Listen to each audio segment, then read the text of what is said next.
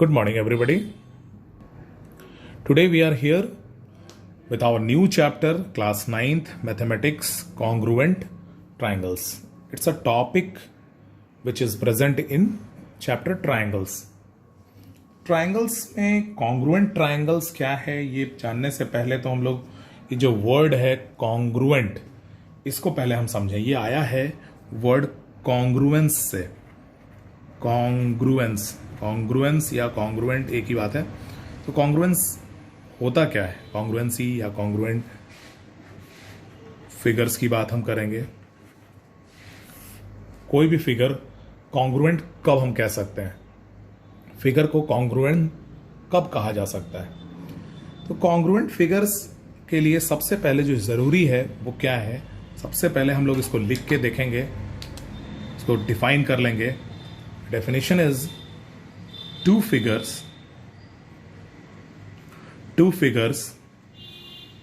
are said to be congruent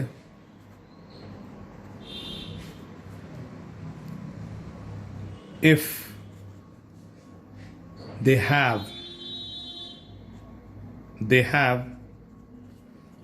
equal shape and size. ठीक है. और they can superpose each other.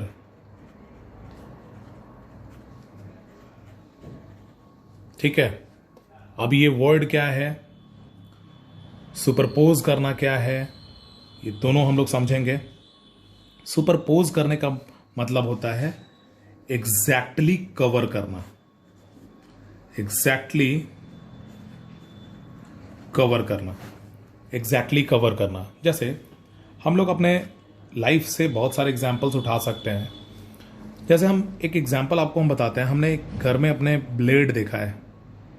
जब भी हम ब्लेड खरीदते हैं और घर में लाते हैं ब्लेड कट करने के लिए, कुछ इस तरह से होता है ब्लेड. तो दो ब्लेड को हम एक साथ अगर हम रखते हैं, कुछ इस तरह से ही होता है ब्लेड. ठीक है ना. अगर हम दो ब्लेड को एक साथ हम रखते हैं तो आप देखोगे एग्जैक्टली उनके पास उनका जो शेप है, इसको अगर इस पे हम रखें या इसको इस पे रखें, दोनों एक दूसरे को कंप्लीटली कवर करता है. कंप्लीटली कवर करने का मतलब क्या है? कंप्लीटली ढक देना, सुपरपोज करना. जैसे हम एक बात कर रहे हैं, अपने हाथों का बात कर रहे हैं. ये मेरा एक पाम है और ये दूसरा पाम है. अगर ये एक दूसरे पे अगर हम रखते हैं तो ये एक दूसरे को कंप्लीटली ढक दे. मतलब दोनों को रखने के बाद बस एक दिखे, इधर से भी या इधर से भी. ठीक है. तो हम कह सकते हैं कि our hands palm are superposing each other. उसी तरह से हम इस ब्लेड ए को अगर हम बी पे रखें या बी को ए पे रखें, ये दूसरे को एकदम बिल्कुल ढक देता है. उसी तरह से हम एक एग्जाम्पल हम और लेते हैं. प्रिंटिंग पेपर आप लोग देखे होंगे, A4 पेपर. ये पेपर C है, ये पेपर D है. अगर इसको हम इस पे रखें या इसको इस पे रखें, जिस पे हम लिख रहे हैं उस पे कई सारे पेपर्स हैं, लेकिन ये दूसरे को बिल्कुल एक दूसरे को सुपरपोज किए हुए हैं. सुपरपोज करने का मतलब क्या है? एक दूसरे को कंप्लीटली ढके हुए हैं. ठीक है.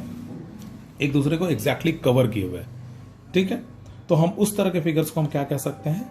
कॉन्ग्रुएंट फिगर्स कह सकते हैं या कॉन्ग्रुएंट शेप्स कह सकते हैं. लेकिन अगर ये कॉन्ग्रुएंट शेप्स को हमने आपको पहले बताया कि दे have equal shape and size, हो सकता है कि ये पेपर इस तरफ से है. ठीक है. हम इसको अगर इधर से ऐसा रखें और इसको इधर से ऐसा रखें तो क्या ये एक दूसरे को सुपरपोज करेगा? नहीं. लेकिन ये ऐसा नहीं है कि कॉन्ग्रुएंट नहीं है. इसको अगर हम इस तरफ से घुमा के अगर इस पर रखें तो ये सुपरपोज करेगा, बिल्कुल करेगा. इसको अगर इधर से घुमा के इस पर रखें तो भी सुपरपोज करेगा. अब यही ऑर्डर, घुमाने का जो ऑर्डर है उसको हम लोग आगे पढ़ेंगे. ठीक है. अलग अलग फिगर्स में हम पढ़ेंगे. ठीक है. तो उसी तरह से हम आते हैं. तो हम ये समझ गए कि दो फिगर कॉन्ग्रुएंट कब हो सकता है? When they exactly cover each other. ठीक है. फिगर ए फिगर बी को करता है, फिगर बी फिगर ए को करता है, फिगर सी फिगर डी को करेगा, डी सी को करेगा। दैट मीन्स कि ये दोनों कॉन्ग्रुएंट और ये दोनों आपस में कॉन्ग्रुएंट। ठीक है, अब अगर कॉन्ग्रुएंट हम कह रहे हैं तो कॉन्ग्रुएंट को एक और तरह से हम डिफाइन कर सकते हैं, figures which are similar as well as equal, एक जैसे देखने में हो, सिमिलर हो और साथ ही साथ बराबर हो शेप एंड साइज में। जैसे अब इसको हम इसका सिंबल देख लेते हैं कि किस सिंबल से इसको डिनोट करते हैं। तो उसी के लिए हमने ये लिखा है, figures which are similar as well as equal. जैसे सिमिलर, सिमिलैरिटी का ये साइन होता है और इक्वालिटी का ये साइन होता है। ठीक है, तो हम कह सकते हैं कि this is the sign for the congruent figures. अब यहां पे हम लिख सकते हैं कि blade A is similar as well as equal to blade B. That means कि ए और बी दोनों आपस में कॉन्ग्रुएंट हैं। Is it clear? होप समझ में आया होगा आप लोगों को। उसी तरह से हम अब आते हैं अलग अलग फिगर्स की बात हम करते हैं, अलग अलग फिगर्स की बात हम करेंगे। तो फिगर्स में हम सबसे पहले आते हैं पॉइंट की बात करते हैं। ज्योमेट्री में अगर आते हैं तो पॉइंट की, तो दो पॉइंट आपस में कॉन्ग्रुएंट कब हो सकता है? Always, always. क्योंकि हम लोगों को बहुत अच्छे से मालूम है कि point is just a mark of position, nothing else. And point has no width, no shape, no size. Point is just a mark. तो हम इसको यहां मार्क करें, फिर दूसरे को भी यहां मार्क करें, तीसरे को भी यहां मार्क करें, चौथे को भी यहां मार्क करें, सब एक दूसरे को सुपरपोज करेगा। दैट मीन्स कि a point is always congruent to each other.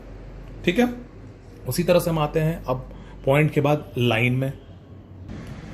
तो दो लाइन आपस में सिमिलर या कॉन्ग्रुएंट कब हो सकता है? सिमिलर नहीं कहेंगे, कॉन्ग्रुएंट कहेंगे। कब हो सकता है? जैसे मान लिया जाए कि ये लाइन एल है और ये लाइन एम है। तो लाइन में हमको पता है, सबसे पहले लाइन के बारे में हम जाने, लाइन का कोई विड्थ होता है क्या? नहीं। आपने कंप्यूटर में देखा होगा वर्ड वगैरह फाइल में कि कंप्यूटर का लाइन का विड्थ हम बढ़ा देते हैं। That is not a line, that is another shape. ये लाइन है। लाइन का मतलब कि जिसका विड्थ नहीं हो, नेग्लिजिबल हो। ठीक है, एकदम नहीं के बराबर हो। ठीक है, केवल क्या हो? लेंथ हो। ठीक है, तो दो लाइन आपस में कॉन्ग्रुएंट कब हो सकता है? L is congruent to M if they have equal length, only length. ठीक है, क्योंकि इसमें विड्थ होता ही नहीं है। क्लियर है? उसी तरह से हम बात करते हैं, अब हम आते हैं एंगल्स की बात करते हैं। लाइन के बाद टू लाइंस को मिलाते हैं, एक एंगल तैयार कर लेते हैं। एंगल है ABC and angle is PQR।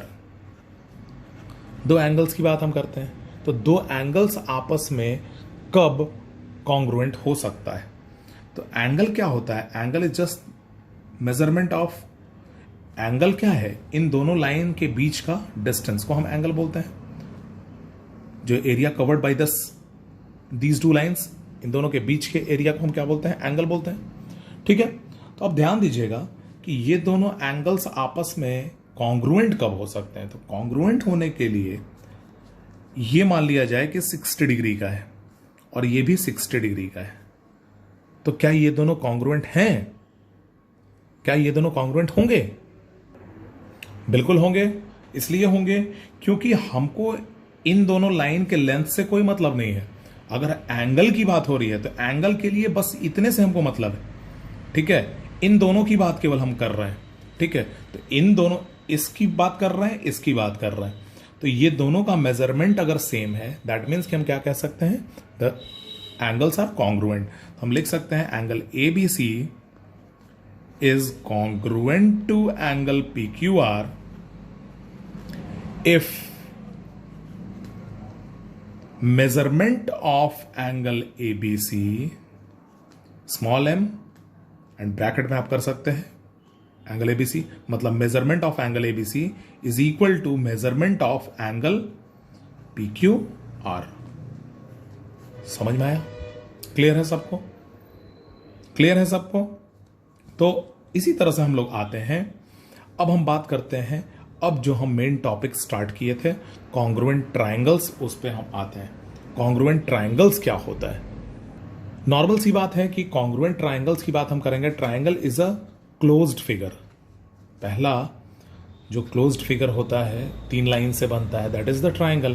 तो ट्रायंगल जो होता है वो क्लोज्ड फिगर होता है। क्लोज्ड फिगर में हम बात करेंगे, मान लिया जाए कि ये एक ट्रायंगल है A B C and this is another triangle P Q R. ये दोनों ट्रायंगल्स किस कंडीशन में कॉन्ग्रुएंट हो सकते हैं? बिल्कुल होंगे। किस कंडीशन में होंगे? अगर ये ए बी सी को पूरा का पूरा उठा के अगर हम पी क्यू आर पे रख दें और ये कंप्लीटली ए बी सी और पी क्यू आर एक दूसरे को सुपरपोज कर जाए, मतलब ये इसको कंप्लीटली ढक दे, या पी क्यू आर को उठा के हम ए बी सी पे रख दें और ये ए बी सी को कंप्लीटली ढक दे, ठीक है, कंप्लीटली हाइड कर दे, कंप्लीटली एग्जैक्टली कवर कर दे, तो हम क्या कह सकते हैं कि triangle A B C is congruent to triangle P Q R. ठीक है। अब इसी तरह से इन सब के लिए हम आगे अब पढ़ते हैं कि कुछ कंडीशंस बने हुए हैं जिससे हम ट्रायंगल्स की कॉन्ग्रुएंसी को हम लोग चेक करते हैं। ठीक है। उससे पहले हम लोग एक बात और डिस्कस कर लेंगे, जैसे अगर एबीसी ट्रायंगल पीक्यूआर के कॉन्ग्रुएंट है तो इसका रिजल्ट हम लोगों को क्या मिलता है। जैसे मान लिया जाए कि एबीसी को हमने पीक्यूआर पे डायरेक्टली रख दिया है, ठीक है। इसका मतलब क्या हुआ कि एंगल ए किस पे आया, पी पे आया, एंगल बी किस पे आया, क्यू पे आया, एंगल सी किस पे आया है, आर पे आया है। तो ये इसका कोरिस्पॉन्डिंग एंगल हुआ, ये इसका कोरिस्पॉन्डिंग एंगल हुआ और ये इसका कोरिस्पॉन्डिंग एंगल हुआ। ठीक है। उसी तरह से ए बी साइड किस पे आया, पी क्यू पे, बी सी साइड किस पे आया, क्यू आर पे, ए सी साइड किस पे आया, पी आर पे आया। तो ये इसका कोरिस्पॉन्डिंग साइड, ये इसका कोरिस्पॉन्डिंग और ये इसका कोरिस्पॉन्डिंग साइड्स हुआ। तो अगर ये इस पे हम रखते हैं और ये कंप्लीटली सुपरपोज करता है, दैट मीन्स कि angle A will be equal to angle P, angle B will be equal to angle Q, angle C will be equal to angle R. उसी तरह से साइड्स में आते हैं तो A B will be equal to P Q, B C will be equal to Q R and C A will be equal to P R. Is it okay? तो इस तरह से हम कह सकते हैं कि दो फिगर्स अगर कॉन्ग्रुएंट है तो उसमें क्या क्या चीजें कोरिस्पॉन्डिंग एंगल्स हैं, कौन से कोरिस्पॉन्डिंग साइड्स हैं जो आपस में इक्वल होंगे। उसी तरह से कुछ और रिलेशंस को हम लोग देख लेते हैं, उसके बाद हम लोग आएंगे इसके थ्योरम में। ठीक है। रिलेशन में ये आता है कि जैसे मान लिया जाए कि अगर ट्राइंगल इसकी और इसकी हम बात कर रहे हैं तो एबीसी अगर कॉन्ग्रुएंट है पीक्यूआर का तो हम कह सकते हैं कि triangle PQR is also congruent to triangle ABC. Clear? If ABC is congruent to PQR, hence we can say that PQR will be also congruent to ABC। उसी तरह से हम एक बात ऐसा करते हैं कि ट्राइंगल ABC है, मान लेते हैं वो एक ट्राइंगल है PQR उसके कॉन्ग्रुएंट है, और ट्राइंगल PQR जो है वो एक अनदर ट्राइंगल है LMN उसके कॉन्ग्रुएंट है। ABC PQR के कॉन्ग्रुएंट है और PQR एक अनदर ट्राइंगल है LMN उसके कॉन्ग्रुएंट है। तो हम कह सकते हैं कि ABC, PQR और LMN ये तीनों आपस में कॉन्ग्रुएंट होंगे, यानी ABC is congruent to triangle LMN also. ठीक है, ये रिजल्ट मिल जाएगा। अंडरस्टूड? तो इस तरह से हम लोग कई रिलेशंस निकाले। ठीक है। अब हम लोग आएंगे कुछ एक थ्योरम्स में। ठीक है। The another one is SAS congruence criteria for congruence of triangles. ये क्या है हम लोग इसको समझेंगे, देखेंगे। तो फर्स्ट थ्योरम है आपका NCERT first theorem is if two triangles have, सबसे पहले तो हम लोग ट्राइंगल्स को बना लेते हैं, बेहतर समझेंगे। A B C D E and F. This is the given triangles ABC and DEF. If two triangles have two sides and the included angles of the one equal to the corresponding sides and the included angles of the other, then the triangles are congruent to each other. ठीक है, यही proof करना है. सबसे पहले हम लोग यहाँ पे इसमें लिखते हैं कि गिवन क्या क्या है. आप होप आपको समझ में आया होगा, फिर भी हम लोग लिखेंगे तो बेहतर समझेंगे. ठीक है, इसका ए बी साइड डी के बराबर दिया हुआ है, ए सी साइड डी एफ के बराबर दिया हुआ है, और इन दोनों से इंक्लूडिंग ये एंगल इन दोनों के इंक्लूडिंग इस एंगल के बराबर दिया हुआ है. गिवन क्या क्या है? A B is equal to D E. A B from triangle A B C is equal to D E from triangle D E F. Second, A C is equal to D F and angle A is equal to angle D. These are the points which is given in this question, and you have to prove that ABC is congruent to DEF. हम लोग को proof क्या करना है? To prove triangle ABC is congruent to triangle DEF. ठीक है, हम लोग करते हैं प्रूफ. तो सबसे पहले हम लोग प्रूफ में आते हैं. इसमें बहुत ही आसान सा प्रूफ है ये, इसमें कुछ करने की जरूरत नहीं है. सबसे पहले इसमें क्या करना है, हम लोगों को इसको उठा के इस पे रखना है. ठीक है, place triangle A B C over triangle D E F. कैसे रखना है? Such that A falls on D and AB falls along DE. ठीक है, A D पे आ जाए और AB DE पे आ जाए. ठीक है, इस तरह से हमने कर दिया. अब देखिए, since it's given that AB is equal to DE, so B will fall on E. B कहां आ जाएगा? AB चूंकि D के बराबर है, तो AB D के बराबर होने के चलते ये B कहां पे आ जाएगा? E पे आ जाएगा. क्लियर है? Next,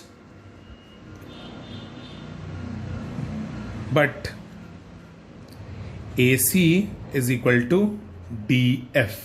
AC is equal to DF. अब AC DF के बराबर है, तो C कहां पे फॉल करेगा? C कहां पे फॉल करेगा? F पे फॉल करेगा. तो so hence C will falls on F. Clear है? thus AC will coincide with DF. AC किसको coincide किया? DF को. AC कंप्लीटली किसको coincide कर गया? DF को. ठीक है, and therefore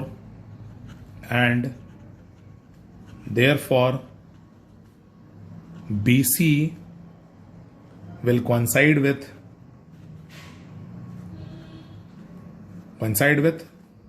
आप समझ सकते हैं, BC किसको कोइंसाइड कर जाएगा? EF को कर जाएगा. ठीक है, अब इससे क्या मिला? Hence triangle ABC completely coincides with triangle DEF, and hence triangle ABC is congruent to triangle DEF. ये सबसे आसान सा थ्योरम है, आपके इस चैप्टर का सबसे आसान सा थ्योरम है. साइड एंगल साइड क्राइटेरिया, इसमें कुछ नहीं है. दो साइड और इंक्लूडिंग एंगल, दो ट्राइंगल्स का आपस में इक्वल दिया हुआ है, आपको प्रूफ करना है कि दोनों ट्रायंगल्स कॉन्ग्रुएंट हैं। तो वो क्या है? Side angle side criteria. ठीक है, हमेशा याद रखिएगा, जैसे हम एक रफ में आपको हम करके बताएं प्रॉब्लम कहाँ, मिस्टेक कहाँ होता है, ये हम लोग जनरली हमने देखा है। अगर मान लिया जाए ये साइड इसके बराबर है, ये साइड इसके बराबर है और ये एंगल इसके बराबर दिया हुआ है, तो ये साइड एंगल साइड क्राइटेरिया में नहीं आएगा। क्यों नहीं आएगा? क्योंकि ये साइड इसके बराबर, ये साइड इसके बराबर, तो इन दोनों से बनता हुआ एंगल ये है और इन दोनों से बनता हुआ एंगल ये है। ठीक है, तो इन दोनों के इंक्लूडिंग, इन दोनों से बनता हुआ इंक्लूडिंग एंगल ही इक्वल होना चाहिए, इसके बाहर का एंगल नहीं, अदरवाइज ये SAS क्राइटेरिया में नहीं आता है। क्लियर है? तो इस तरह से हम लोग साइड एंगल साइड क्राइटेरिया आज हम पढ़े हैं। इसके बाद इसका रिजल्ट हम लोग नेक्स्ट क्लास में पढ़ेंगे, वहीं से कंटिन्यू करेंगे। आज जितना बताया गया है जस्ट इसको रिवाइज कर लेना है। Thank you.